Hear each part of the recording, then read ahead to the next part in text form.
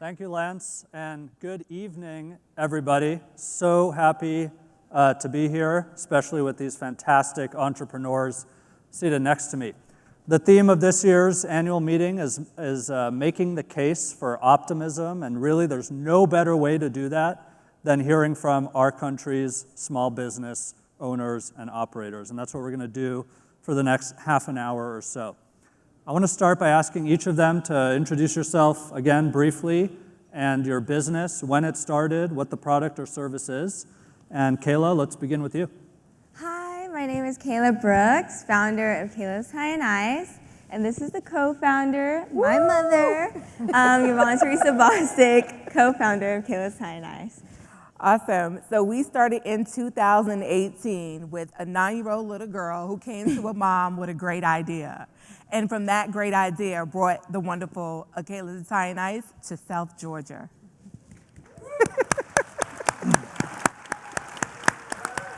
Danielle. Good evening, everyone. My name is Danielle Hines, and I am the founder and CEO of Creed 63. Creed 63 is located in Birmingham, Alabama, and it's an acronym for Community Resources, Entrepreneurship, Education, and Development. And the 63 is significant because I purchased the building from Helen Shores Lee, whose father was the attorney to Martin Luther King. And I kept the building in his name, but the 63 is synonymous with everything that happened in 1963 as it pertains to civil rights, and of course, our historic location. Nice. Miriam. Hi, my name is Miriam Frost. I am the owner, CEO, founder of a studio here in Georgia called Stellar Power Yoga. Stellar Power Yoga is an environment that allows people to come in, reset, restart, refocus. In a world that's filled with so many challenges and uncertainty, Stellar Power Yoga stands as a home away from home so that people can come, embrace who they are, build their self-esteem, and take it back out into the world to be the best possible person, version that they can be in this life. Yeah. Helene. And I am Colleen McElveen, the owner of Tasteful Vegan Frozen Desserts out of Grand Rapids, Michigan. And thank you. And we focus on providing options for those who have none by creating desserts that are dairy, gluten, soy, and peanut-free, as well as naturally sweetened desserts that we sell in retail stores. And we own West Michigan's first vegan, dairy-free, gluten-free, peanut-free ice cream shop. Ooh. All right.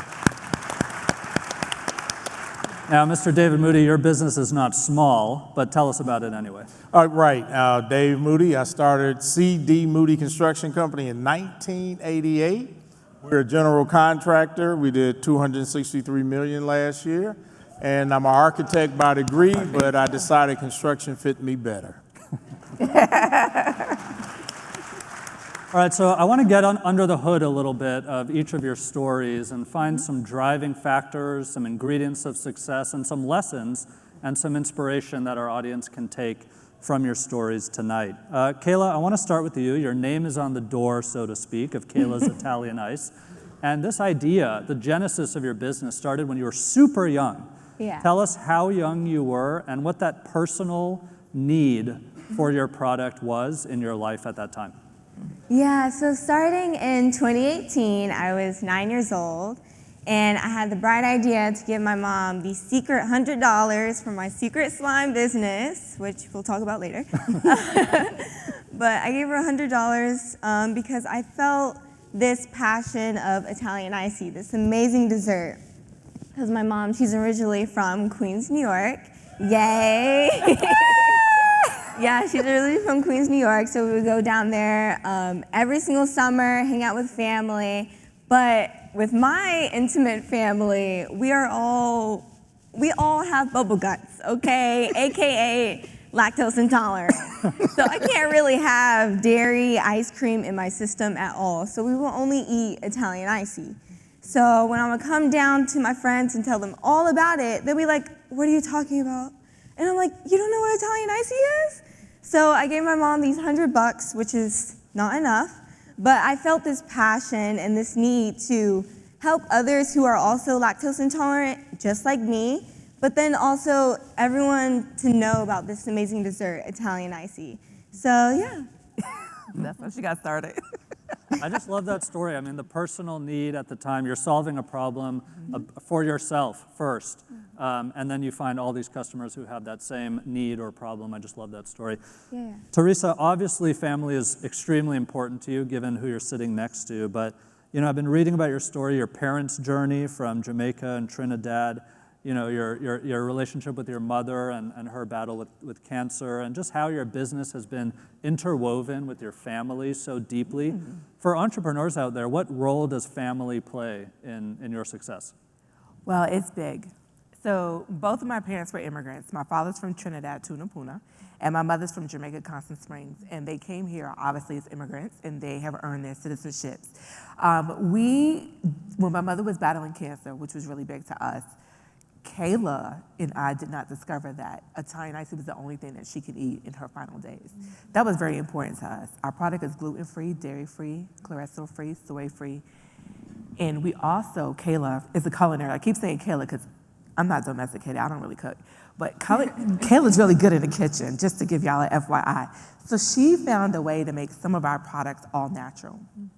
And so with that being said, that instead she used like turmeric and carrots and spinach for some of our different products, and that's very important. So all of our items are not all natural. We're working on that as we go about, but we do have some that really means a lot to me. When my daughter came to me with this idea, she was passionate. She was like, Mom, I got $100. No, first she says, Mom, I want Italian iced tea in Atlanta. And I'm like, that's great. We all want something. Like, what you want me to do for you? And if you ever been in a African-American household and you come with an idea to your parent, the first thing I'm going to ask you, well, where's your money? Like, how are we supposed to start this? And so she did. She came down with this little Ziploc bag full of all these quarters and dollars, and we added it up. It was $100. And she says, is this enough? And I said, no. But the fact that you were willing to be your first investor into your own brand. Yeah. So I hope that answers your question.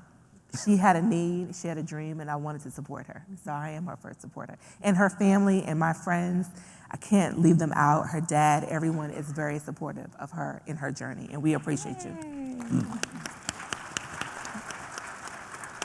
So Danielle, I love your story, and I think you all will as well. You're an attorney, licensed attorney. You're an Air Force veteran. Thank you. Yes. And now you've been an entrepreneur as well. And you know, the topic of this panel was about resiliency as entrepreneurs. I mean, as an attorney and an Air Force vet, were you already feeling that resiliency going into being an entrepreneur, or is the entrepreneurial journey a continuous kind of building of resilience? That's a great question. Absolutely. And thank you for your support. You know, both of those things that you named, being an attorney and, you know, finishing basic training twice, because I became an officer, those are things that you build up to achieving and build up to going through. When you become a small business owner, no one can really prepare you for the challenges that you're going to face. Some of you that may have seen me before on this stage, I was here in 2018 with a totally and completely different business. It was Party Boutique Kids. And fast forward, I think that first year we did 51 parties out of the trunk of my car, which is what got me on this stage.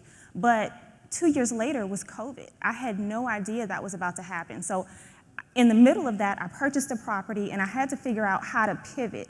But not only did I need to pivot, I needed to figure out, okay, what do I do with the property that I now have? How can I go back to a promise that I made when I purchased the property from Judge Lee, which was that Black lawyers would always have an affordable place to practice law. I would activate in some way the Civil Rights District. And shout out to Dr. Hood, I saw you in the audience. And then last but not least, I would make sure that the vitality that was there would be something that would be lasting by way of keeping her father's name on the building. So to answer your question, in 24 months, once I started Creed in June of 2021, we have 220 small businesses that operate inside of our location. And so we are building them. And so because not only are we supporting small businesses, but I'm also a small business owner, and I don't have a board behind me, right? I'm able to pivot with them and help them with those resiliency things, that they need to be successful. So. Fantastic. Miriam, again, an interesting story in that you were working big corporate roles, Fortune 500 companies. I mean, for many people, that's the career you stick with and ride it out, right?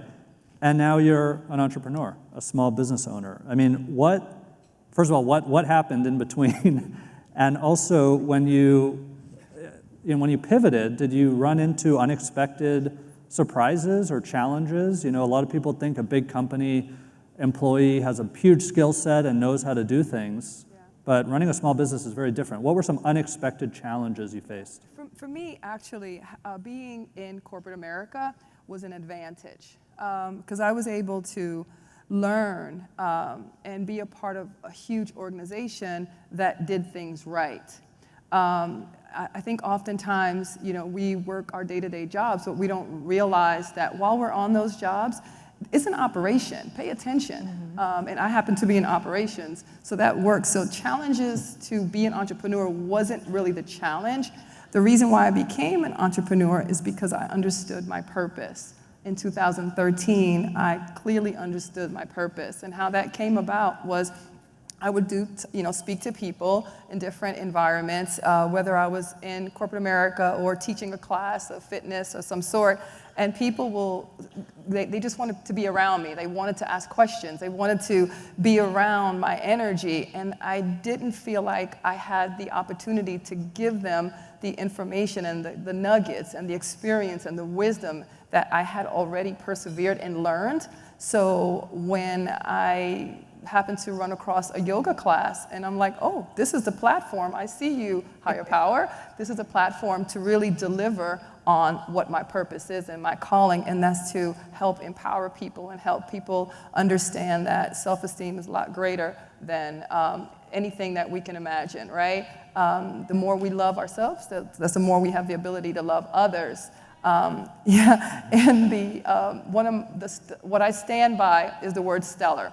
And basically what that stands for is strength to help you navigate through difficult challenges, tenacity to never give up, enlightenment to always understand that there's something more that you can learn, there's something more out there, love, always leading with love, leadership is a must, and that's taking ownership of any situation that you come across. And sometimes we are handed with responsibilities that we're called to do, and we have to be a leader in that aspect. And adaptability is to be able to adjust. As an entrepreneur, you're constantly adjusting and making things happen. And the last but not least is resilience. Is to never give up, is continue staying in what we call tapas, which is fire, staying in the fire, because through all the challenges and growth that I've experienced, there's always been something better on the other side of that, as long as you stay the course. So it was more of a purpose for me, and corporate America helped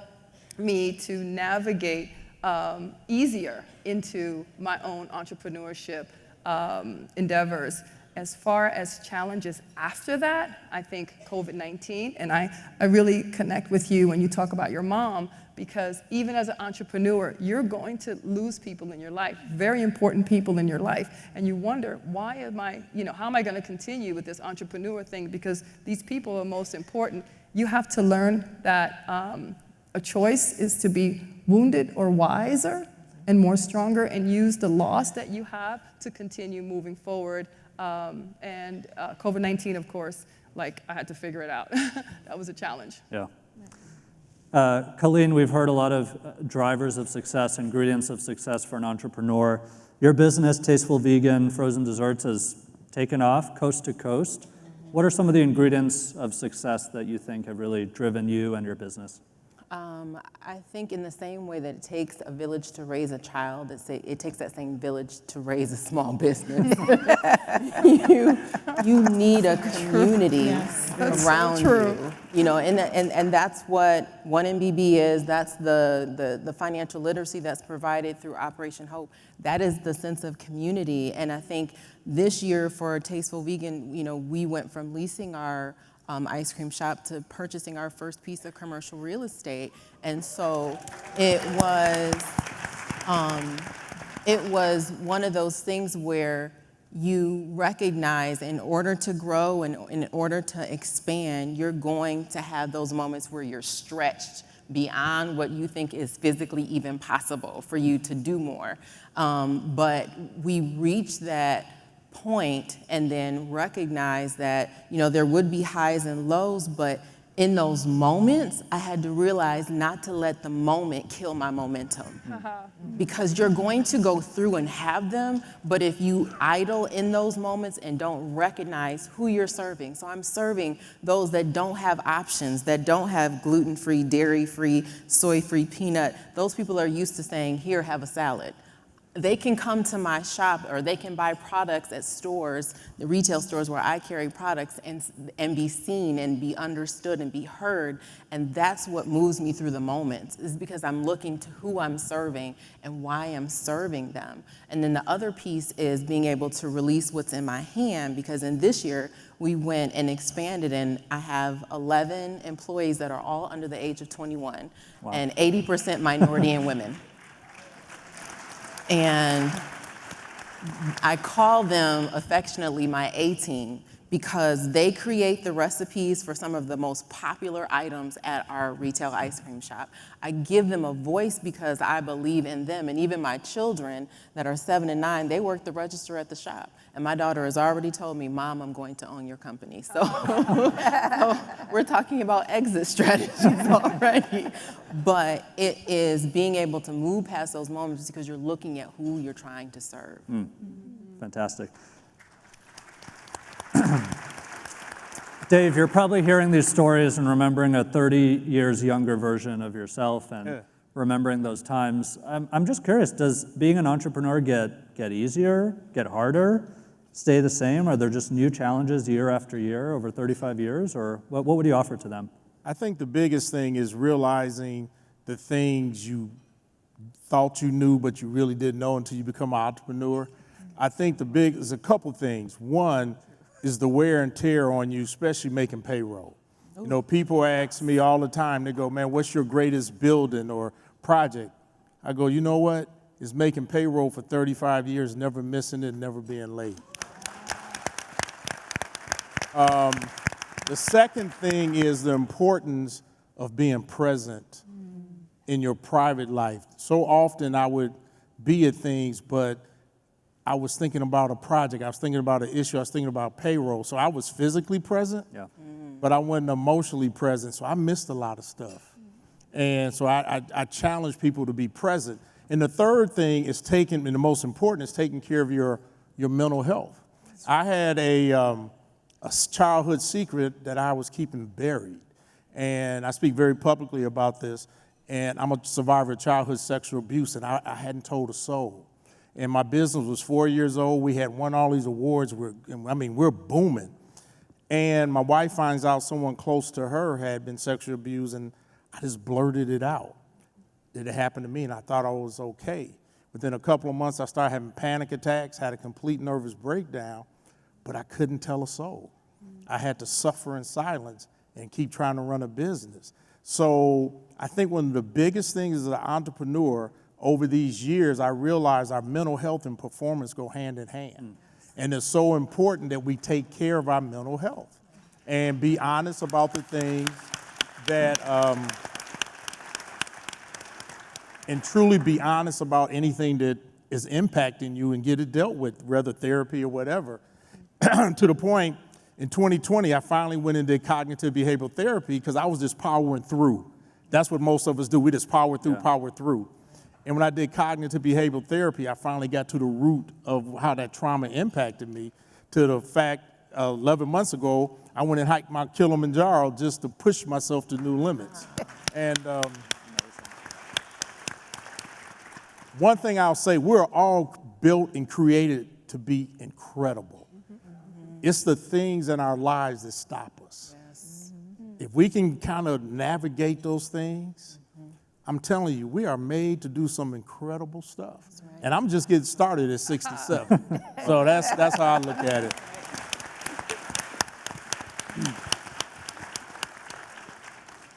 Related to what so many of our entrepreneurs have said is that your business is always on your mind. The buck stops with you.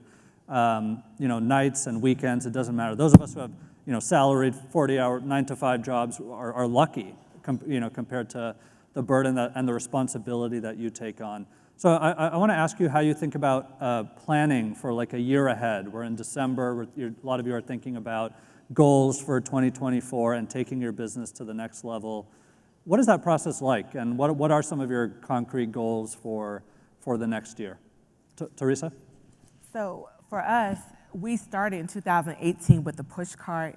Following year, we did catering. We had companies that wanted us to do their Black History Month, like Coca-Cola. Pandemic happened, and thank God for Operation Hope to get me through of learning how to balance my personal credit and my business credit. Because my personal credit was taking a hit because I had to keep being the guarantor.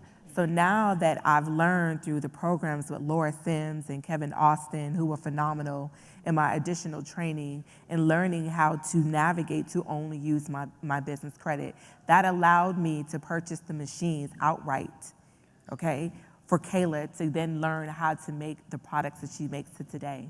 And in 2023, we had the opportunity not only to work with companies like Delta Airlines, Amazon, Home Depot. I mean, the list goes on. MasterCard, which is here today, MasterCard and Capital One, we want to give you a personal thank you. They sponsored us this year. We were only 2 companies that were chosen. That means a lot in Atlanta, Georgia, to do the FedEx Cup PGA Tour Championship. I mean, that's huge. And as far as we know, Kayla Annalicia Brooks, as being the founder at 15 years old, has been the youngest person to ever work in the sports and entertainment for the PGA Tour Championship to run her own business. So now our biggest challenge moving forward is scalability. We manufacture, we produce, and we package our own product. And we are now looking for those retail companies that are looking for us to have us into their stores. We also been offered the opportunity. Do you want to tell them where we're going tomorrow? Oh, so tomorrow morning we are flying to Florida to go meet and greet the top executives at Disney World.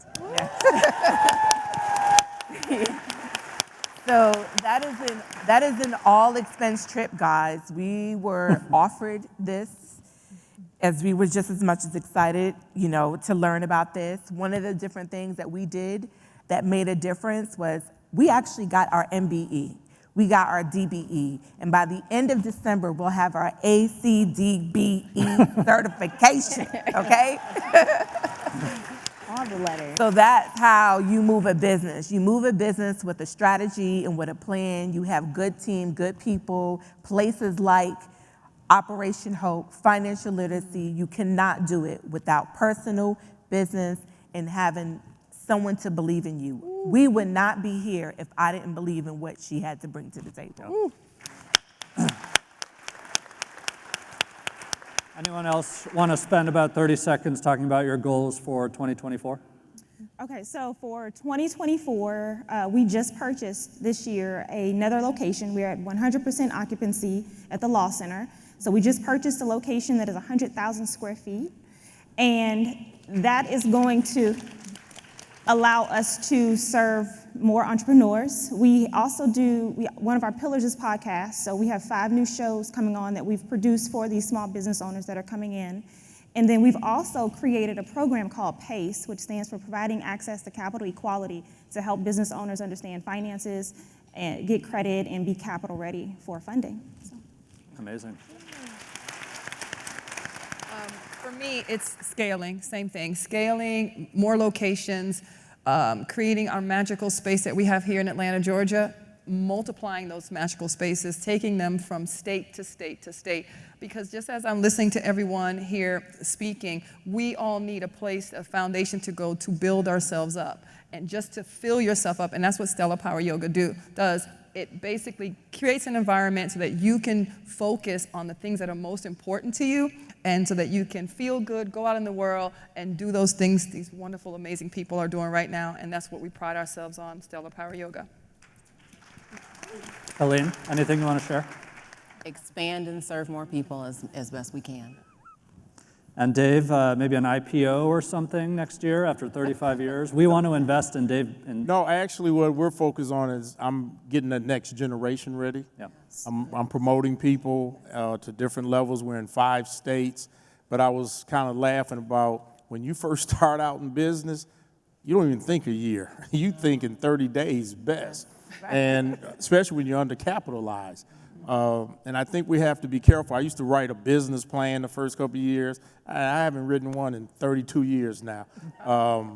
Because I discuss it with our folks, we plan, and we finally have reached a point where we're building for some of the top technology companies now, and that's a big difference to get into that arena. Amazing.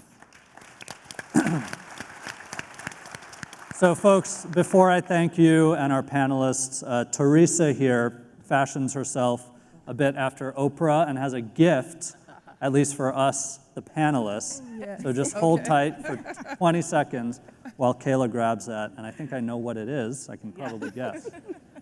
Dun, dun, dun, dun. I thought it'd be under our chairs. Nope, they're right right over like here. She's Oprah coming right style? now with the gift. So, and just to let you guys know, this year, December 20th, we are launching our very first Kayla's Italian Icy mocktail book.